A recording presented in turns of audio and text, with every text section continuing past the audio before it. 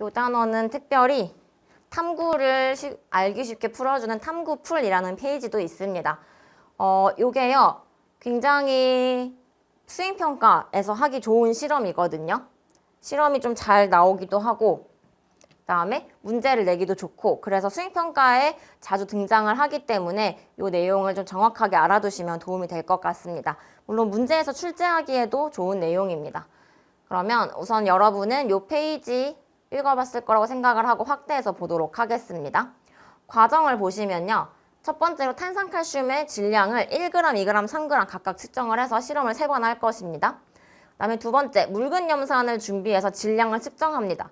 여기에서는 그래서 삼각 플라스크와 묽은 염산의 질량이 합해진 거고요.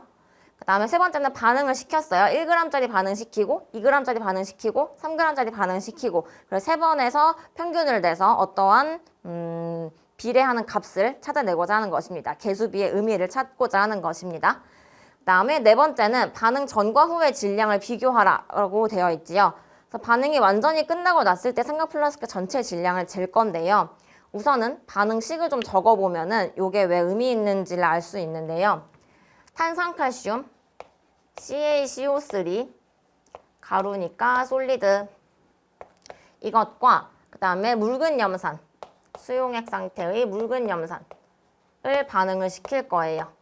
그러면 우선 무슨 기체가 나오는지를 아셔야 됩니다. 여기에서 산이 있다고 해서 무조건 H2가 나오는 게 절대 아니거든요. 탄산칼슘, 뭐 조개 껍데기 이런 것과 반응을 시키면은 CO2가 나온다는 걸 먼저 좀 기억을 해주셔야 됩니다. CO2가 나와요. CO2.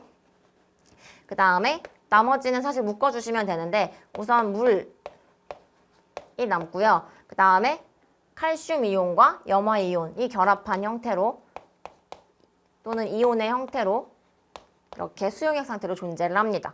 그러면 개수를 맞춰주도록 하겠습니다. 우선은 뭐 칼슘 맞춰져 있고 그다음에 염소가 오른쪽에 2개니까 왼쪽에도 2개 그다음에 수소 2개 맞춰졌고요. 산소가 3개 맞춰졌으니까 개수까지 모두 완성이 되었습니다. 그래서 4번에서 무엇을 하고자 하는 거냐면 CO2가 지금 기체잖아요. 기체이기 때문에 여기 삼각 플라스크 이 부분을 그냥 솜 같은 걸로 막거든요. 즉 기체가 나갈 수 있는 상태거든요. 그래서 CO2가 날아가 버리기 때문에 질량의 차이가 생기게 되는 것입니다. 요거를 만약 이해하지 못하면 질량은 반응 전과 후에 똑같아야 되는 거 아니야? 라는 오류에 빠질 수 있을 텐데 CO2가 날아가기 때문에 반응 전과 후의 질량을 통해서 CO2의 질량을 측정할 수가 있게 됩니다. 그러면 잘 계산을 해보도록 할게요. 1번에서 측정한 질량을 W1, 2번에서 삼각 플라스크와 묽은 염산의 질량 측정한 거를 W2, 그 다음에 반응 후에 질량을 W3라고 해볼게요. 그러면 우리가 구하고자 하는 CO2의 질량은 W1, 2, 3로 나타내면 어떻게 될까요? W1도 반응물이죠. CaCO3. W2도 염산, 반응물입니다. 그래서 반응 전의 질량은 W1 플러스 W2인 것이고요.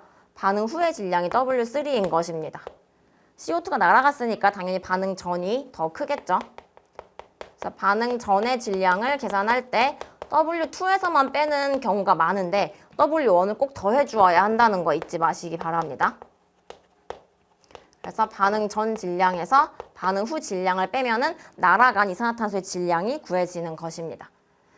삼각 플라스크는 당연히 W2에도 있고 W3에도 있기 때문에 당연히 상쇄되어서 없어지게 됩니다. 그래서 이 과정을 정확하게 우선 기억을 해두시고요. 실제로 실험을 해본 결과를 같이 보도록 하겠습니다.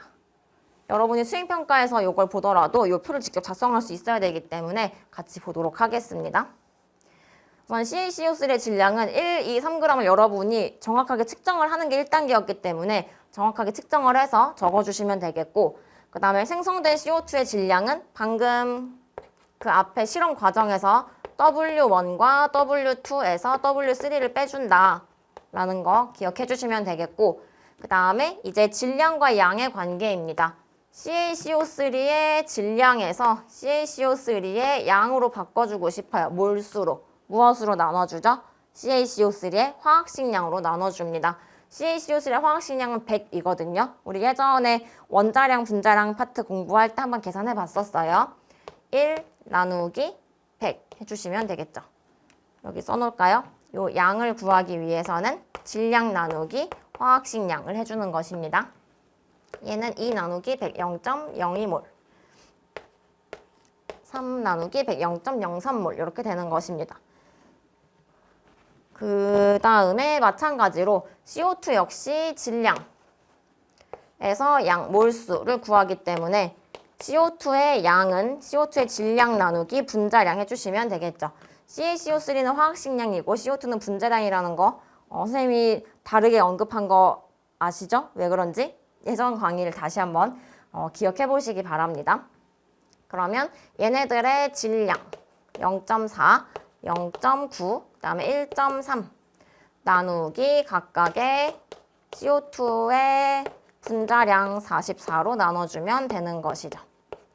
그러면 사실 이게 실제 실험을 여러분이 수행평가에서 하게 되면은 이렇게 정확하게 예쁜 숫자가 나오지 않거든요. 그래서 우리 교재에서도 완전히 정확한 숫자는 아니고 약간 대략적인 숫자가 나오게 됩니다. 대략적으로 0.01, 대략적으로 44에다가 0.01을 곱하면 88이 0.88이 되니까 0.02, 그다음에 얘도 대략적으로 0.03몰에 해당이 됩니다. 그래서 이 세 가지를 통해서 여러분이 알 수 있는 거는 양의 비가 1대1이구나 라는 것을 알 수가 있는 것이죠. 그러면 양의 비가 누구누구였냐면 CaCO3와 그 다음에 CO2. 그래서 양의 비는 개수 B와 일치하는구나 라는 것을 알려주는 그러한 실험인 것입니다. 그러면 실험 정리해 보도록 하겠습니다. 반응 후에 질량이 왜 감소했다 그랬죠? 원래 질량은 보존이 되어야 하지만 날아간 CO2가 있기 때문입니다. CO2가 공기 중으로 날아갔기 때문에 측정이 안 된 것이고요. 그 다음에 반응한 탄산 칼슘과 이산화탄소의 몰 비는 1대1이었습니다. 대략적으로. 그래서 얘는 개수 B와도 일치한 것이죠. 밑에 써 있군요. 화학 반응식의 개수 B는 몰 B와도 같은데 앞에 항상 여러분이 생각해야 되는 수식어 있었죠? 반응하고 생성되는 몰비. 간단하게 그냥 반응 몰비라고 얘기를 하겠습니다. 요게 요 탐구 풀의 정리 내용입니다.